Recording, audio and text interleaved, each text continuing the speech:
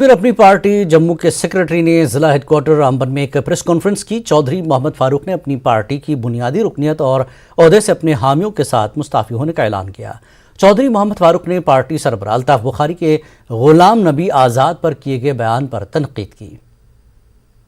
سبھی ساتھی اور جو مجھ سے ایسوسیٹڈ ہیں ڈسٹرکٹ رامبن میں لوگ اور سبھی کچھ آفس بیریئرز ہیں، تمام کے تمام جو ہیں اپنے عہدوں سے اور بیسک ممبرشپ سے اپنی پارٹی جموں کشمیر سے ریزائن کر رہے ہیں۔ جو الطاف بخاری صاحب نے جناب غلام نبی آزاد کے خلاف ایسے بہتان بولے جو ریاست کے کسی بھی شخص کو، کسی بھی بالغ ووٹر کو ایکسیپٹ نہیں ہے، کہ جناب غلام نبی آزاد صاحب نے پارلیمنٹ میں اپنی تمام عزت، تمام وقار اور تمام پولیٹکس کو داؤ پہ لگا کر جموں کشمیر کے لیے اور 370 کے لیے اور 35 کے لیے اور سٹیٹ کے وبھاجن کے خلاف لڑائی لڑی۔